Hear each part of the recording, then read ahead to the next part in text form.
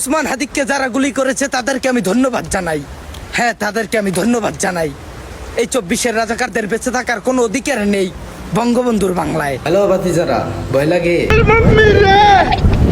কারণ target miss হইব না।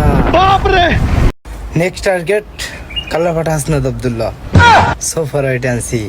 কোথা থেকে কি হয়ে যাবে কেউই বলতে পারে না। এক আল্লাহ ছাড়া কাউকে ভয় পাই না আমরা। আসসালামু আলাইকুম প্রিয় দেশবাসী। সৌদি আরবের আল জিনজিরার সাংবাদিক জুলকার নাইম আমাকে গত 2 দিন থেকে হুমকি দিতেছে, আমাকে গুম করে ফেলাইবো এমন কিছু বলছে। আমি এটা মনে করছি যে হয়তো সে ফোনের মাধ্যমেই এইসব বলে। সো আজকে কিছুক্ষণ আগে আবার উপরে আক্রমণ হয়। সো সে 18 জন লোক পাঠাইছে আমারে গুম করার জন্য, আমারে গুম করে ফেলাইবো। আজকের মতো আমি বেঁচে গেছি, এটা সত্যি। আজকের মতো আমি বেঁচে গেছি, আবার জীবন এখনো আছে।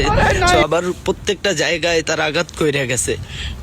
তো আমি একটি কথাই বলতে চাই আপনাদের কাছে, যদি আমার কিছু হয়ে যায়, যদি আমাকে আর খুঁজে না পান, আমাকে আর দেখতে না পান, তাইলে আপনারা ওই আল জিনজিরার সাংবাদিক জুলকার নাইমকে ধরবেন, তাইলে আমার সন্ধান পাবেন।